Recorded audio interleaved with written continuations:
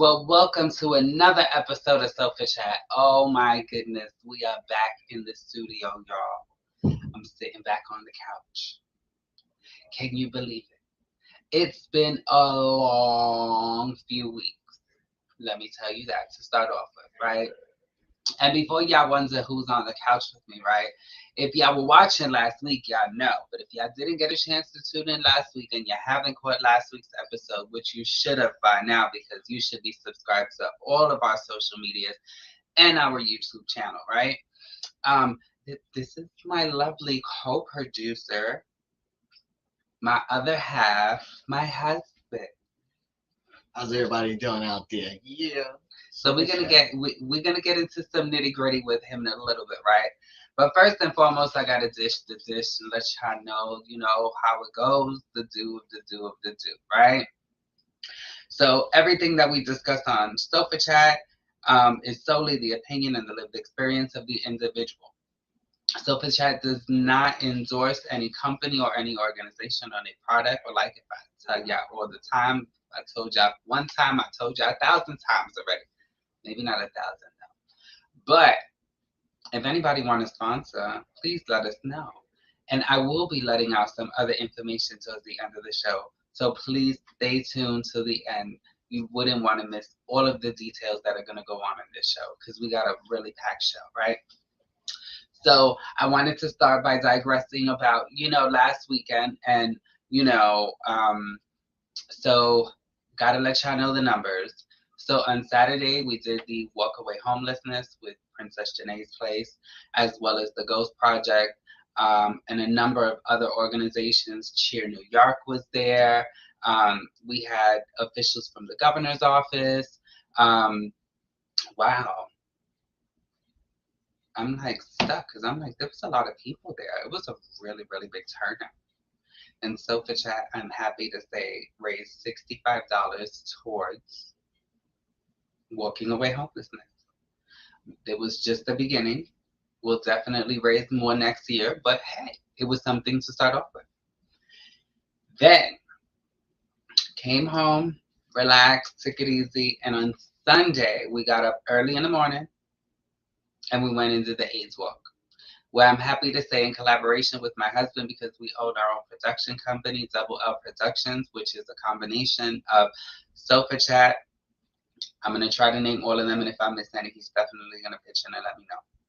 So you got Sofa Chat, you got the NYTBF, you got the Sebastian Pro Classics, you have Just Laid clothing line, you have, oh my goodness, Money on Deck. Did I forget anything? Because I don't want to share the other part. You can share that after. You shared enough for now. Okay. You see, he said I shared enough for now, so we'll let you know more as time comes. Anywho, So we all joined together, and I'm happy to say that our goal was $150, and we actually met and raised more than our goal. So we've actually made $170 towards our goal. Everything that was donated for both organizations on Saturday goes towards housing individuals that are in need of permanent housing. And then on Sunday, those monies raised went while going towards individuals that are living with HIV and AIDS and those organizations that are supporting them with different services that are needed. But that's not all we did on Sunday because we ran back to the Bronx. And if you guys have caught up with anything, all week last week was Bronx Week. So the ends of Bronx Week ended off in our backyard, literally. Well, maybe not literally because the studio is not in a house, but like literally like backyard, like out outside and down the street. And it was awesome. There was a carnival, there was a festival, there was a parade. We saw our Bronx Borough President, Vanessa L. Gibson. That was really nice, and it was a really amazing day. And we got to enjoy the weather. The weather was amazing. I'm talking about amazing. I'm surprised I'm not a little darker. It's okay, it'll happen. Well, anywho, I'm sure you guys have seen the advertisements and stuff for Sofa Chat. And as we pump out our flyers and, the team does what they have to do and doing our promotions, that today's show is focused all around transmasculine and transmasculine within sports, specifically, trans men within sports. Um, and like, come on, who else is going to speak about that than my husband, right? So for those of you who don't know, I'm gonna give him a little quick intro because even though he's sitting on the sofa with me, he's my co-producer. He's the one that makes sure I look good in front of the camera and we look good as we, stream to the world. So he's definitely gonna be on the couch with me the whole time. Why not? So my husband is not only the co-producer and my husband, he is also the owner and founder of the New York Transgender Bodybuilding Federation, LLC, the only trans-specific sport in the world. Y'all heard that? Did you hear me clearly? I just want to make sure y'all heard that. The only trans-specific sport in the world, right? So we're going to dive into that. But before we dive into that, right now what he was doing was he was pumping and pumping and pumping to make sure, you guys out there get everything. But he's about to have to pick his head up out of his phone and doing what he got to do because, we need him on the couch for Sofa Chat. So I have to start by asking. Well, thank you, babe, for sitting on the sofa with me, the sofa with me, to chat this evening. Of course. You're welcome. This is where I get shy, this is what she's good at. This is what I'm like, oh. I don't know. So, for those of you who may not know some of your backstory, just give them a little rundown of like where you were born and raised and bring them up to, just like current. Don't give them too much nitty gritty so that we can dive in separately. Okay. First of all, I just realized we didn't go over the question, so I don't know what question she's gonna ask me. I just realized that we did not do that. They got me. But all right. Yeah. It's okay. It's okay. So I was born in Manhattan, and then we moved to Long Island when I was about, I want to say 6 years old, and then I was raised on Long Island. And then, wow, I found my way back into New York City. But in between that, a little bit more in depth about myself. I guess to talk about being trans and and stuff like that. When I was growing up, it wasn't something that was heard of and stuff like that. But I was very much aware of who I was, and so I was having a very difficult time, growing up in an environment where nobody had any acknowledgement of what I was going through. I was often told I was crazy, and growing up in Long Island, it was more about a lot of education, and everybody was worried about the economics and keeping their household. Everybody's just in and out to work, and I was one of those latchkey kids. But, so that's a little something, right? So. Yeah, he's right. I didn't go over any questions with him because I very rarely go over questions with individuals, and that's specifically because I like people to just be genuine and to come from the heart.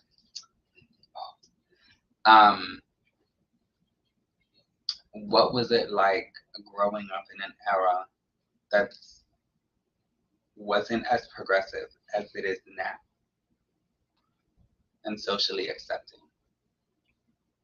Wow. It was tough. Trying to fit in and not know where you fit in, and especially when how you feel is never heard of. And so you can never be honest with anybody and disclose how you really feel. And so you feel, alone. And so I walked around and pretty much a lot I stayed to myself because I was afraid that I would start building like relationships where I feel close with somebody and I would wind up disclosing it, and then I would have a negative reaction. So I stay to myself a lot. What? Wow. So what were your outlets Wow. Well, home life was tough, you know. So I started playing sports, and it's funny how I started playing sports. You know, you have to go get those permission slips signed at home so that you can stay after school, so that you can, you can play. And I guess by that time I had mastered on how to like sign my mom's name, my dad's name, and I used to sign their name on the thing, and so I get to go to sports. And I used to tell them that I had to stay after school because for extra study or something. And so you know it was like my savior. I didn't have to go home and you know be somebody that I didn't want to be. I get to do something that I like to do. I get to run. I get to play sports, and I played basketball. I played soccer. I played wow. I played quite a few sports. Hockey. There was a limit because at the time there's only female sports. So you know my best fun having playing sports was actually playing in the neighborhood because I got to play with the boys. you know. And it's funny because at first they wouldn't let me play. When I first moved in, it was like, well, girls don't get to play. And I was just like, what? What you mean? I want to play. I want to play. And they just like, nah, come on, you're going to get hurt. I'm like, what? What you mean I'm going to get hurt? It's all right. That happened a few times. I was sitting on the sideline just mad. Oh, one day I came out and they didn't have a ball. They didn't have a ball. No lie, they didn't have a ball. And so, um, I had a ball. And so they was just like, yo, give up the ball. And I was just like, not if I ain't playing. And they was just like, oh, no. And they wanted to play badly. So they was just like, you know what? Go ahead, let her play. Let her play. She, like, man, let her play. They was just figuring that, ain't nothing gonna happen and stuff like that. And so, they put me on who they figured was the weakest player or whatever. And I was like, that was all right. You know what I'm saying? And then they even tried to what I played like back in the days. They tried to stunt me. They had the audacity to try to throw it to that. What? You gonna pass it to that person too? Y'all done made to have fun of that person that whole time, like they the weakest link. Then you put me on the stick, and then you gonna throw the pass like. Well, that's when they learned that I could play. Because when that ball went up, I said, "Oh, there we go. Thank you." It was the one arm snatch with the spin, and I was out. And the funny part is, I was short, and we was playing at first. We played like the two hand in the street, and then we used to go play in the backyard. And anybody's ever been you've been to the house. If anybody been to the house in Long Island, the yard is really really big. And at the time we didn't have the pool like in the middle of the yard, so we could go to full extent. So we had a full football field back there, and so we used to play tackle back there. And so, no gear, we was hitting hard, dragging them in the dirt. And so that was like my best times of playing sports back there. Playing with the neighborhood, my brothers and stuff like that. The guys of the neighborhood, because I got to play, real football. We ran some real plays. We was doing some hits and stuff like that. And everybody thought I was gonna go right into high school and play, some football. And I'm like, they don't let girls play football in high school. And so, that was the end of, the glory of that. Things change, people, grow into different things. But I never, let go of the different feelings of that. And I always said, if they ever come out with a football team at the time, because I never knew that I could transition. This was a long time ago. I didn't know I could transition. If they ever come out with a girls football team, for pro football team, I'm playing. And guess what they did? And guess what I did? You know what I'm saying? So New York had came out with a women's pro football league. They still have it. It was the team I played on was the New York Sharks. We was the first expedition team to ever come out. We played full contact. We had the gear, everything. And like always, like the female sports didn't you don't make nowhere near what the guys were making. They give you like some crumbs a game, and some players didn't even get that. But that's different for me. That's like a whole different life. But it's just me always following. I was always in the sports lane. That's always what I wanted to do. I was Mm-hmm. working out. I mean, I started going to the gym heavy. Like I used to watch my father work out a lot, but I didn't start going to the gym heavy until my mother started going to the gym. And she was going to what they call Bally's Jackwell Lane. They don't even have Bally's Jackwell Lane anymore. No, that was back in the Yeah, day. and let me tell you something. The Valley Jack Land card was like almost like $10,000. Everybody, yo, they would get people. They were getting people back then. And we used to go in that gym. We used to work out all the time. We used to go to that gym religiously. She was a diabetic, and so she worked out. It was good on her for her sugar. It wasn't until later she started having to take the insulin and stuff like that. But she didn't start out like that. But yeah, they think that's really good, but we're gonna have to talk to a professional about that because we be having a lot of different specialty on the show. We like to give you a little bit of education as well. Um, Aside from the sports, I asked you what was your outlet, but I want to take it back to like what was your family dynamic? What was your dynamics at home? wow. It was me, my mother, my brothers, and my father. And like, wow. Living in a house dynamic is different. My father, he was always gone because he was always at work. So he worked in the city, so he barely came home. Um, my mother, at first she worked. She started out as working in a school, in in the cafeteria, and then she went into like nursing and went into what they call I guess nursing for people with mental health and stuff like that. And so you know it's funny, they worked opposite schedules, and we were in between. And so it was my oldest brother who he had cerebral palsy, and so there was a lot of things that revolved around him, and and then my younger brother, and then it was me.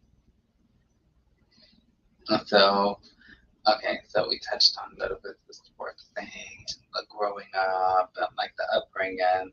So, bring us a little current. You said you played pro sports, women's league pro sports. What else did you do within that time frame before I guess before like your 20s, like your early 20s? What else did you do?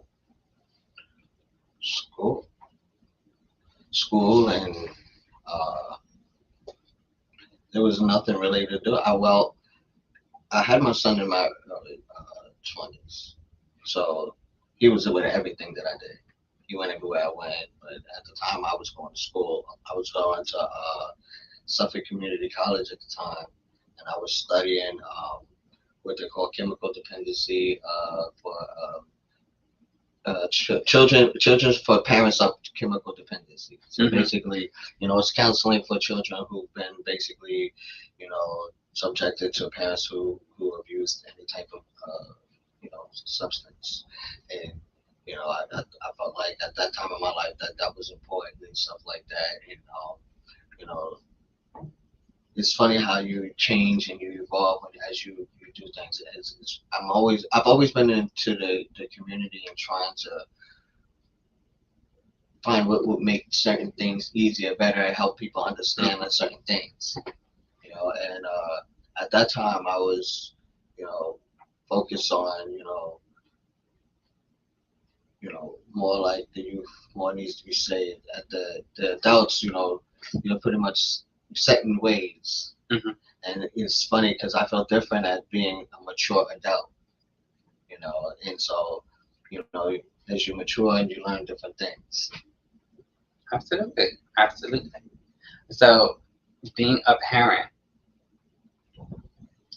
and dealing with how was it being a parent? Wow. Early parenting. Early parenting. Oh, well, the things for me was, it was the most thing I focused on for what I wanted for my son was I wanted him to have a good education and stuff like that. I struggled a lot with different things out, and that was one of the things that was hard for me during in school. I suffered ADHD. I suffered dyslexia, like so many different things, and attention deficit. I couldn't focus, and for a lot of people didn't know for a long time, I couldn't read. You know, when I was growing up in school, this is why I say things were so much different. We didn't have computers. We didn't have the different things. That even the complications on how they have, like, the more started to make you write and things. That would happen a little bit more when I got more towards my college age, and then we started focusing on that for the younger youth and stuff like that. And then after that, the computers just took over. Yeah. But when I was going to school, it was ABC, EFD, and you check your circle in The basic. yeah. I mean, I had good, visual and recognition, especially if we like talked about it and stuff like that. And as we talked about it, the teacher went over it and pointed to a couple of things. I could remember certain things, and just by recognition of these words, even if I didn't know how to say those words or read what exactly, I know those words and these words went together, so that was the answer. And so I was scoring very high just off of what I would call logic, a basic skill that you know later on things always click in once you get better at something. Did you find that to help when raising when raising your son? Yes.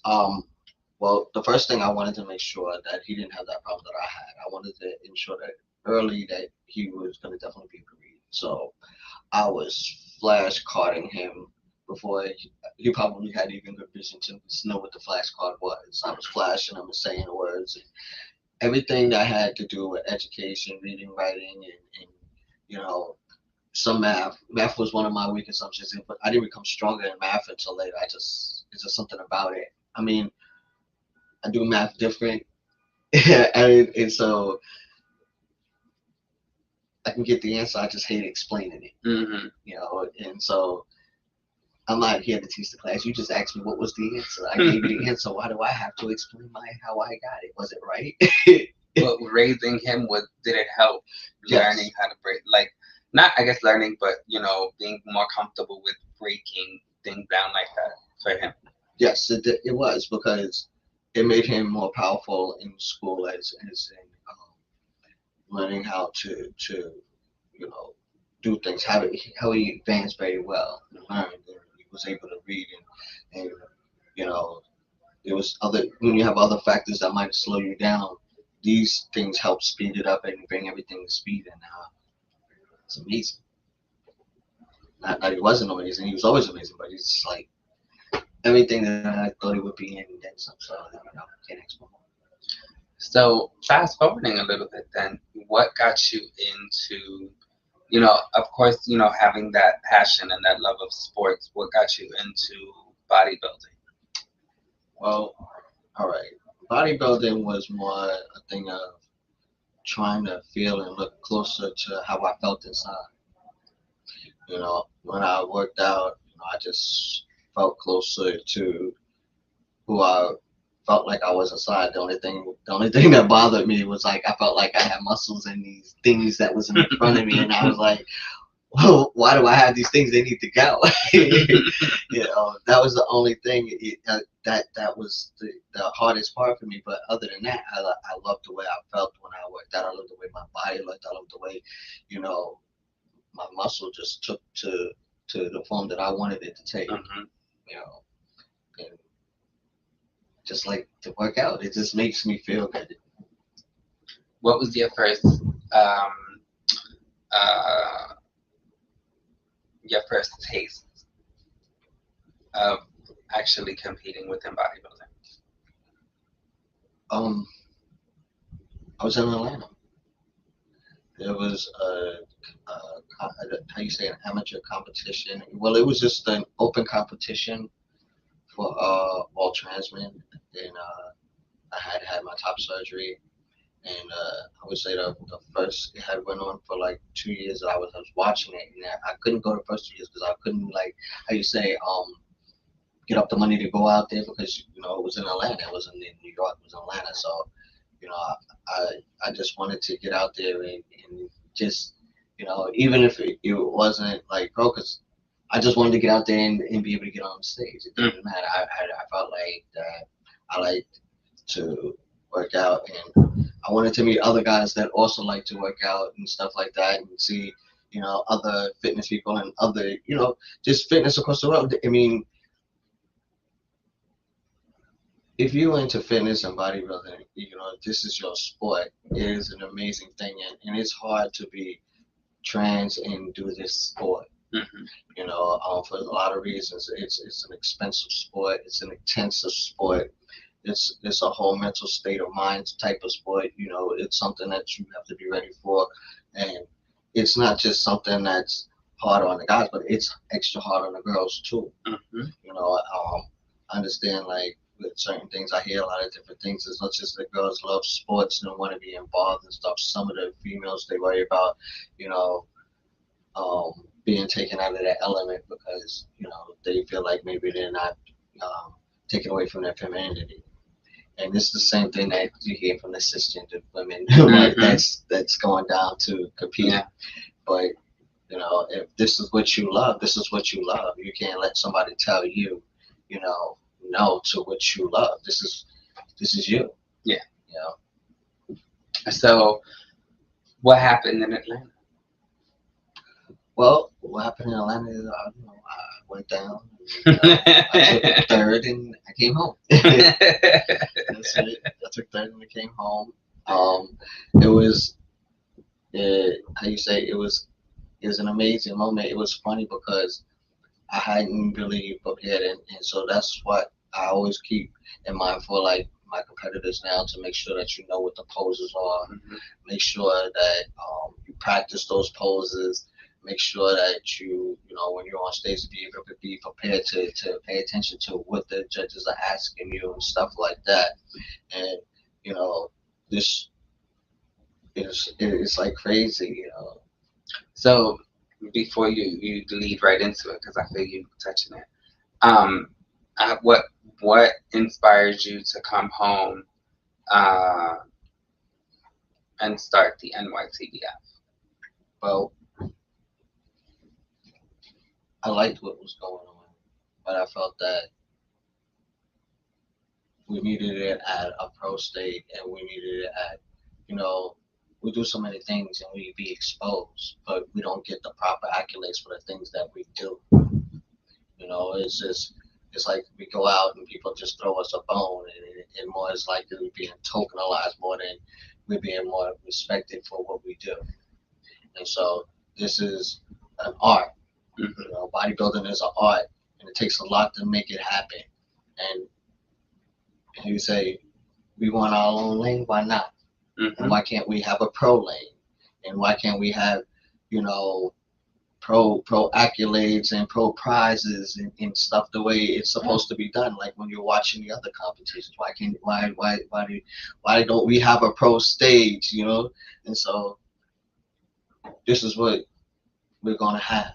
This is what we're doing. This is where I want to go. This is, I feel we deserve. The world. There's a lot of states out there that are fighting against us hard. That don't want us to have sports. Don't want us to even like really exist. Don't want us to so many different things. And there's a lot of different type of suffering going on, and it's not just only in the trans community, but like in the community and world as a whole. Wow, things that, how you say, just affect the human, Mm-hmm. as a human, and human as a whole, which automatically affects us because we are human.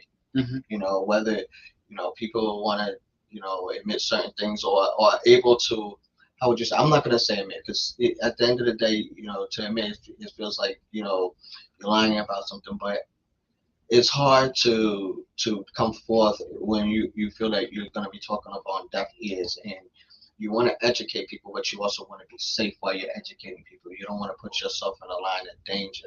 And so that's the fear a lot when we come to the front line and we start speaking about what some of the issues could be for us.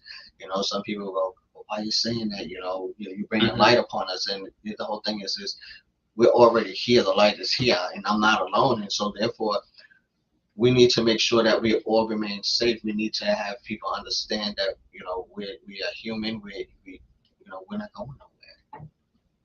Absolutely. So I just want to let our viewers know that Your questions are definitely coming in, so are your comments. Where they're not being ignored. We just happen to want to save them towards the end. We'll be chatting another 10 minutes, and then we'll start answering, everybody's questions, so that we can engage you guys as well. So please don't go nowhere, but continue to share the stream. Um, so coming home from competing, ranking in the competition, and then opening up the NYTBF, and having its first couple of competitions, how has COVID affected, even though it's like a roller coaster ride, we're like up and down, like right now, like we're back in the high zone, but how has COVID affected, the Wow. the way the NYTBF operates? Well, it made us have to revamp this year for sure. This year got revamped. But we got some good things. I'm gonna talk about that in a second. But No, you um, can't talk about that until the end. No. Mm-mm. No. See, look at him. but how you say, there was so many things that it got hampered. We had to cut out the pros last year. We had like the few prelims. We had prelims and some new competitors, but they didn't get to compete in the pros, and so you know that kind of hurt. Yeah, I got venues and trophies and different things that Mm-hmm. is just like weren't able to be used, and there was just certain things that wasn't sure if we're going to be able to spring back because not knowing how what was New York going to open up for and allow. And no lie, I mean, this is also why it's like so holding down to the last minute to be able to make any announcements and things like that. I mean, the website's been slowly being updated, and it will be like fully updated by the end of this week. So I would have told some things, by going down the line and while I'm sitting here on Sofa Chat, but some of it is not completely on the website yet, and because a lot of it is truly hot off the press, literally hot off the press. You know, So, how has it been? Yeah, stop looking at the question. I'm sorry. Look, see, he's already. That's the co-producer in him. He's already trying to cheat. Look, he has two managers. I'm not used to being on his side now. No, You know what? he's I'm not. not used to being on this side. Usually I'm on the And other mind you, side. I let him keep all of the stuff, the equipment on his side because I really wanted to just operate it from my end so he couldn't see it. But I didn't want to be rude and have to keep looking at a computer and stuff, right? So sorry, y'all. But so I mean, I'm trying. I'm just so used to being on the other side and he stuff like that. And is, so I'm he's seeing the movement, quiet and person. I'm like making sure it's not something I'm supposed to be checking or whatever. And it's like everything is like right now is good. I'm just like, if y'all could just help me out and make sure that y'all sharing because there's some important information that is needs and is going out today. Yeah, and ideally, in order for us to break the stigmas on a lot of what's associated with individuals of trans experience, no matter what, your sexual identity or your medical status is, you know, it's really important for our voices to get out there. Yes, I know absolutely 1000% I'm not the only platform out there doing these things and interviewing individuals and having conversations or sometimes uncomfortable conversations. But in the same token, they need to be had, whomever has them, So please share the information, and we're definitely gonna get to your question shortly. So, because I don't want to dive into that yet. I'm like, zoom, zoom, zoom. That lingering music, that oh my goodness, wait, it's about to happen. In the serial movies, like the killer movies, like they're about to kill the person, but oh no, not yet. Get it. Hold on, let me get something to drink real quick because they're gonna get caught. So, how has it been experiencing, growing up in Long Island and then residing in the Bronx, the Boogie Down Bronx, but also, like one of the five boroughs? Okay. Wow. Well, since I spent most of my I guess like most of my childhood and mid adult, and then like wow, adult coming into the Bronx. Okay, Long Island, you know, the people are very much even everywhere you go, people are family oriented. Mm-hmm. But in Long Island, it's because everybody's in their house is a little bit separate from how people are inside of the like apartments. They're very close. They're closer. You can hear what's Mm-hmm. going on, and versus like in a house, you only hear it if it's really, really loud. It's got to be like some next level loud, and they running down the block type loud, you know. And you know you have that in Long Island. You have people running down the block chasing each other and trying. You be laughing, looking out your window, and trying. It is what it is, you know. And it's difference of like you know how people hang out. Everybody got their own cars versus out here. You know, some people have cars. Other people, you know, they're on their public transportation because the public transportation comes more frequently. Mm-hmm. Where in Long Island, you might be waiting for something for an hour and a half, so you're not riding that like it's regular transportation. You have to have some wheels. You have to have a car. You know, or you're gonna be stuck a lot of times. Mm-hmm. You know, and you know I'm pretty sure if you ever been to Long Island or you lived in Long Island, you've been someplace and your car broke down or something happened, that's a long way. You'd be hoping your AAA is kicking in. And so there's a lot of different things that, you know, how it is, you know, in Long Island. So a lot of times there's a lot of more house parties and yard parties and stuff like that. So people come to the house and gather together. So everybody's really more close knit because you always invite them onto your personal property. So you have a certain different type of trust from. So everybody's more like family. And your block is who you grew up with. Mm-hmm. You know, in Long Island where I grew up with, you know, it was of like a 4 block radius of which you know when I grew up was a 4 block radius of a black block which they took and attached to what we call you know Caucasian area because they didn't have any. I mean we went to the school but they didn't have any. But literally 4 blocks of what was consisting of people of color for this whole area of which at the time. I mean, it's more integrated now. Everybody's more mixed in. But at the time, it was 4 blocks, and you better not go over the bridge. You know, so unless you was going to school or you was, you know, definitely going to the store and you was driving. You know, what I'm saying, moving very quickly to where you needed to go. You know. Well, so I want to start diving into some of our questions, right? Most of them have been comments. I want to say thank you to everybody who has been commenting and sharing. Please continue to share the stream, whichever platform you're on, whether you're on our Twitter, our Facebook, our YouTube channel, whichever platform. I see my cousin out there. What up, cousin? I was just going to say, you know, there's family in the house, you know, and it's great to have support, right? So I'm trying to figure out how I want to do this. So ideally, the first question. So wait, we don't have to scroll up because I've kind of been doing like a mental note. So your cousin wants to know if you're still lifting. I took a small break, but I am getting back into the gym starting this week for sure. That is definitely because you know this countdown, and I need to look good. You know, I can't have everybody looking all better than me at my competition. Even though I can never compete in my own competition, but I need to be looking good while everybody else is. And for those of you who always ask, they know I don't compete. I'm his wife. I'm the Chief Operations Officer to the NYTBF. I've never competed in bodybuilding. I've never competed in fitness. I just have an amazing Rolodex of plastic surgeons. I'm just messing with you. I ain't never got my body done. I just am, you know, naturally this shape and this body. Marcy wants to know, well, first and foremost, she made a comment. So ideally, you know, and I want to answer and like address her comment, but I also want to leave room for there to be a bigger discussion on this at a later show with others as well.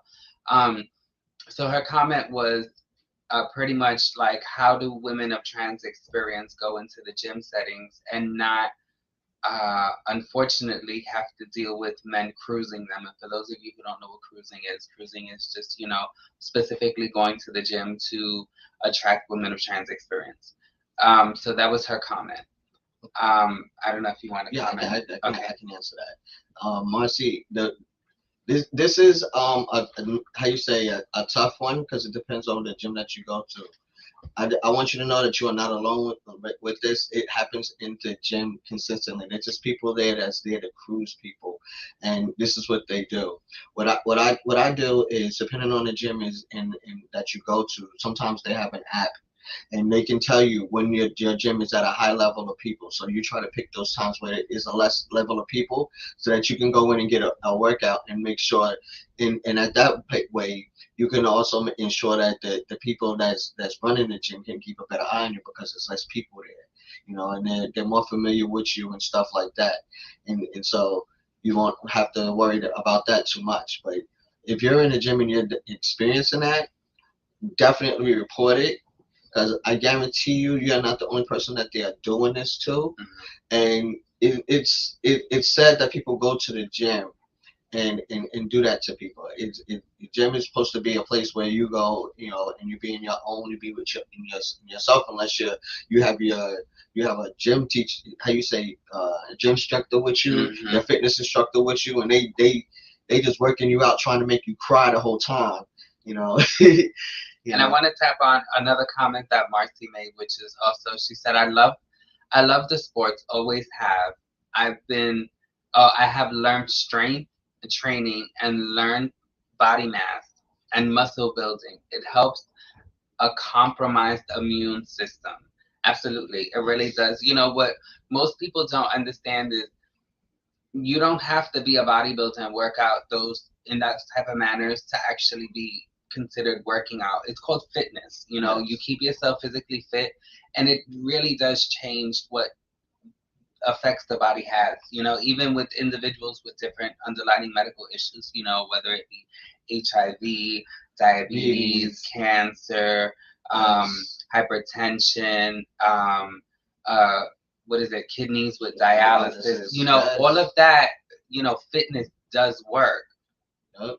And for the most part, you talk to your doctor and they tell you like what type of regimen is good for you, and then you can either get up with a physical therapy office if you need to, or you get with you a professional fitness instructor, and they learn how they know how to follow the regimens to keep you and within that's how you say within that fitness area when you're working out with them. Yeah.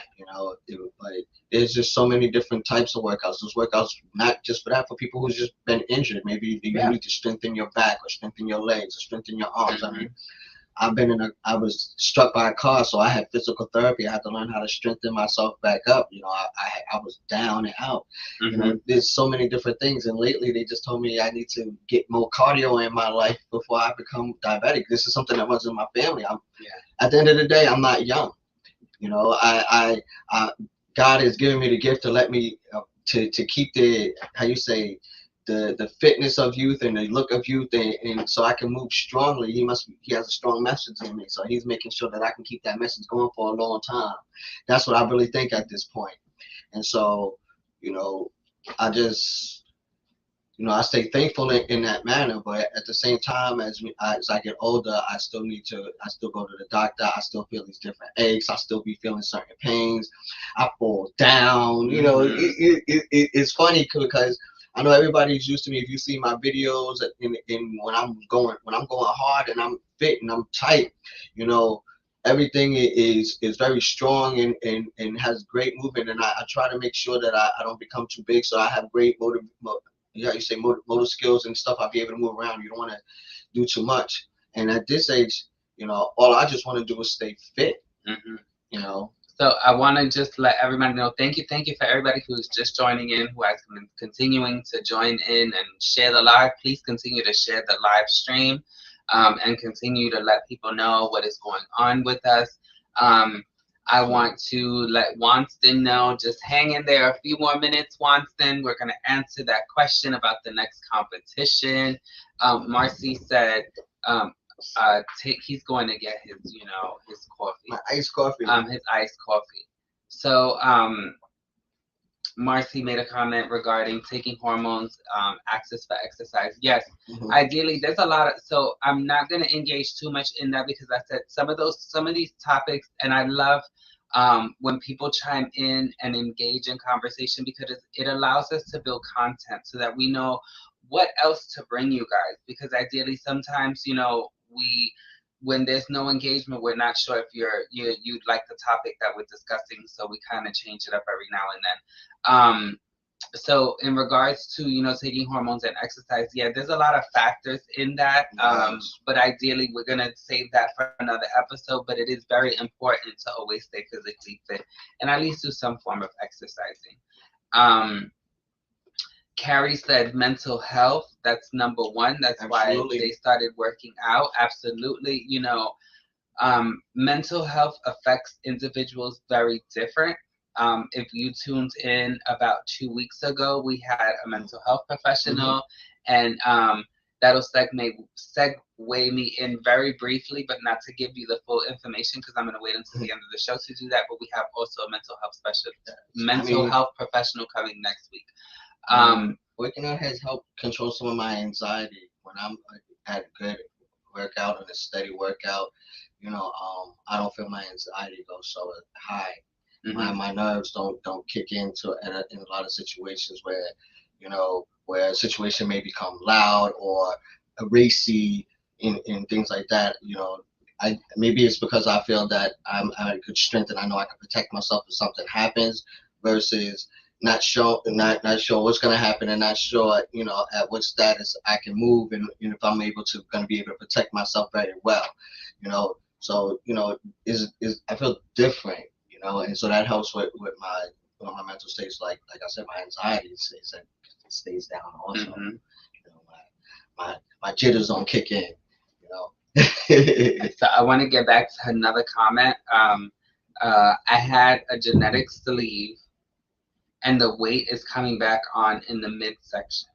I truly appreciate this. Oh, this guys. This information is valuable. Thank you so much. Of course, no problem. Ideally, it's really valuable information to hear like that one-on-one information, especially that lived experience, because everybody goes through things differently. Everybody experiences things differently.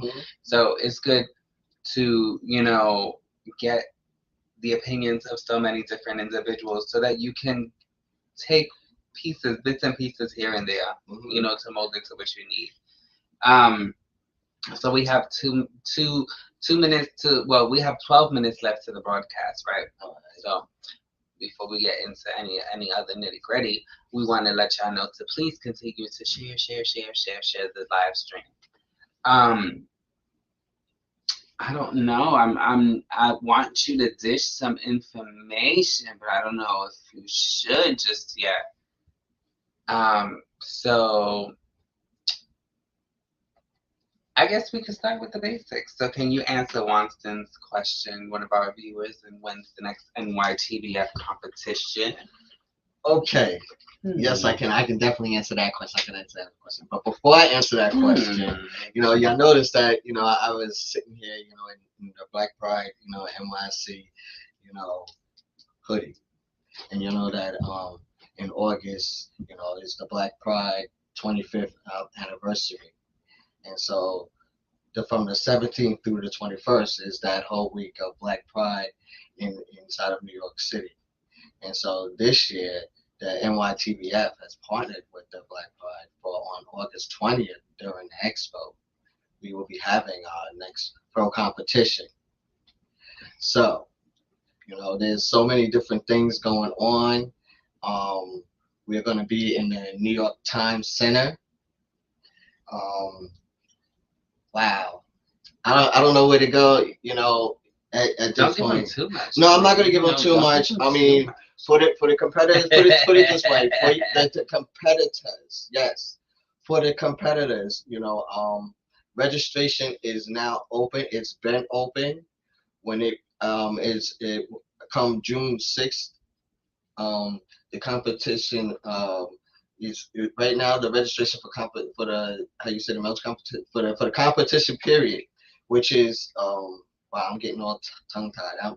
I get so excited when I talk about it because I haven't been able to say anything. No lie, this is straight up off the press, and all the updates and all the information regarding everything that's going on, and the flyers will be going out all this week.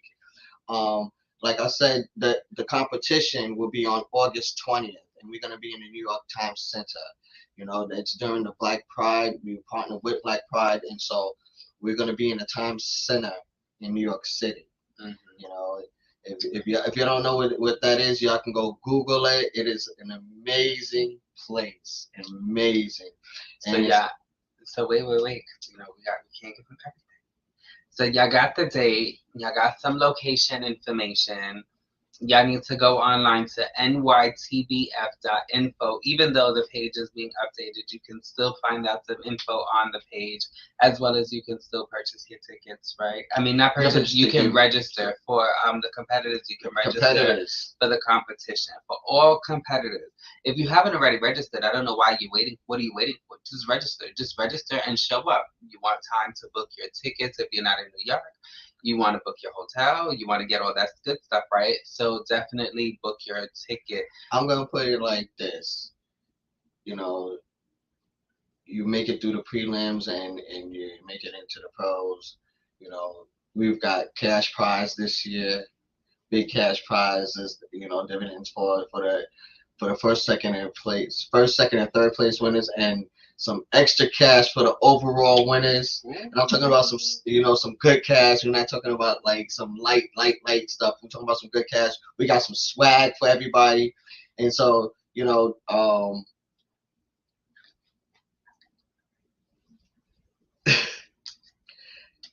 she can't be in it. She can't be in it. And so I want you to look for the updates.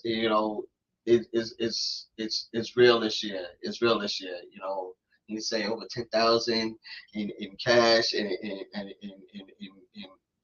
how you say swag. Real talk.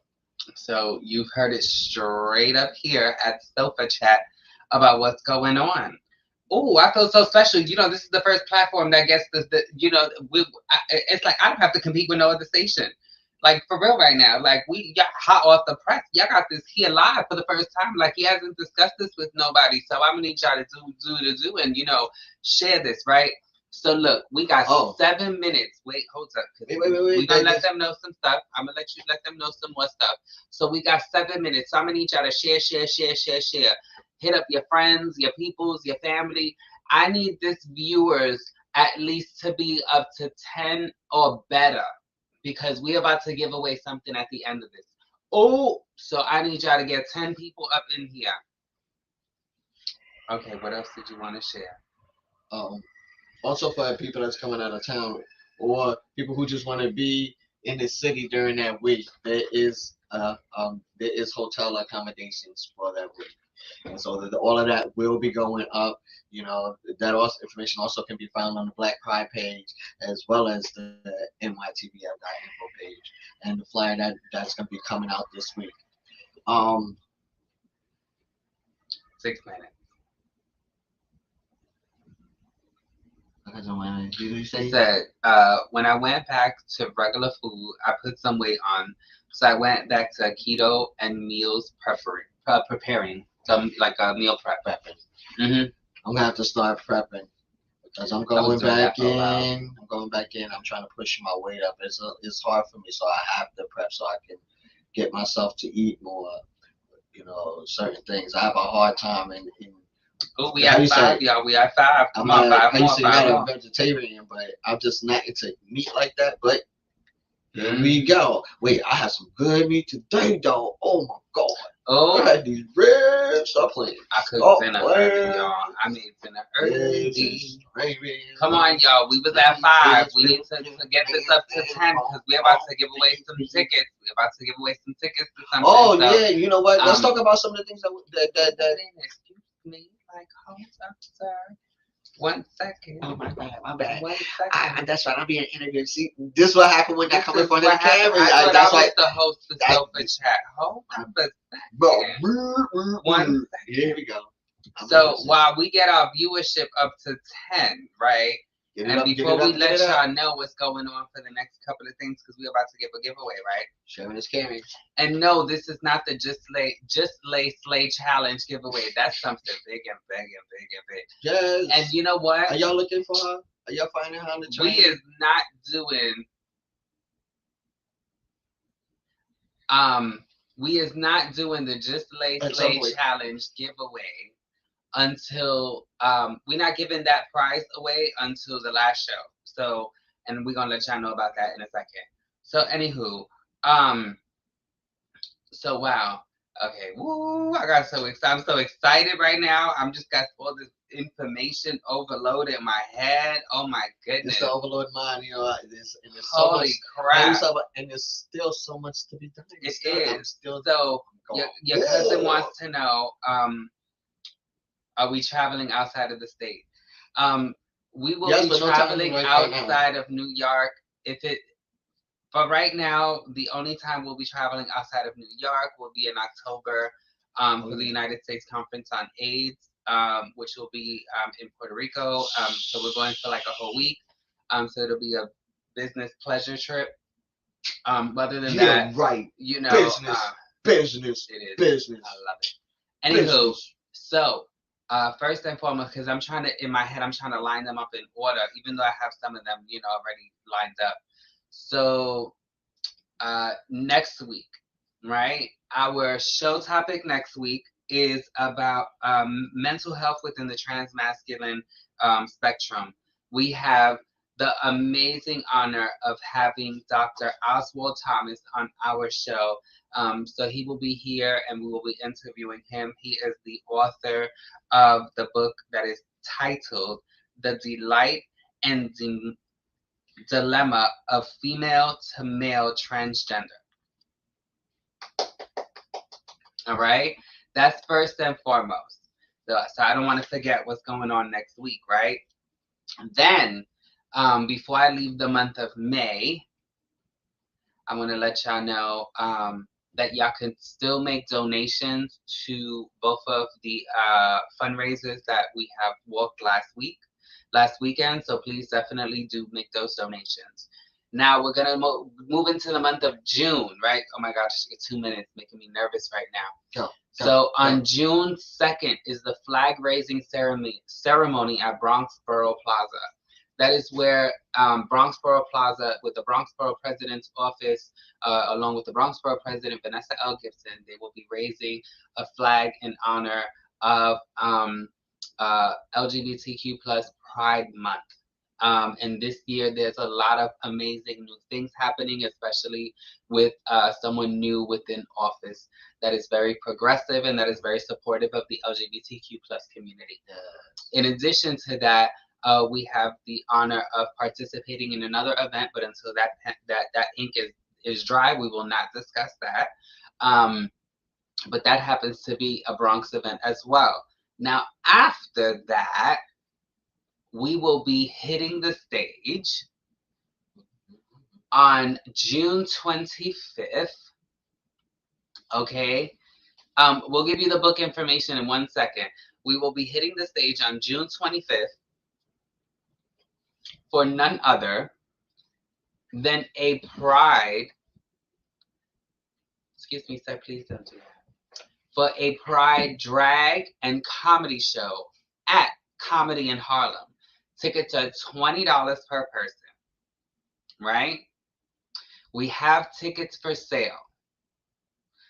We might do a giveaway, but we still got 60 seconds. We need to get some more viewers in here. It's not fair. You can't just give them away like that. These are hot commodities, because this is a great lineup. Now, after that, on the 26th, we will be live and in person in New York City Pride. We will definitely be going live that day. That is our Pride special. So definitely catch me on the float with Princess Janae's place. After that, we're going to fast forward to what? What did you want to share with them? Besides the book, did you want to share something else with our viewers? Come on. No, one play, go. Okay, so go online to the NYTBF. Definitely check it out. nytbf.info for the competitors. Go online, go register, support. Make donations. The title of the book is The Delight and the Dilemma of Female to Male Transgender. Okay? Dr. Oswald will be on our show next week, where we'll be interviewing him and asking questions. Please send in your questions. Unfortunately, we didn't get up to 10 viewers, so we're not giving out this raffles today, but maybe next Sunday we'll give you our raffles. And we're raffling away tickets to the event on the 25th. So I think y'all want to tune in to get yourself some free tickets and support and support. Like we tell y'all every Sunday, if you don't love yourself, oh no, no, I don't tell y'all that. I'm sorry. I'm just like, so I feel like I'm torn up on time. I don't want the clock to say 7:01 with me. If ain't nobody tell you they love you, I need you to pull out a camera phone. Do yourself a selfie. Get a mirror. Tell yourself that you are beautiful, you are fabulous, you are deserving. Why? Because you matter.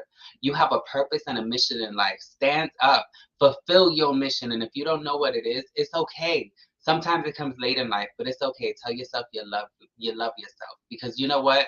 We all gotta love ourselves. Have a great week, y'all. See y'all next Sunday.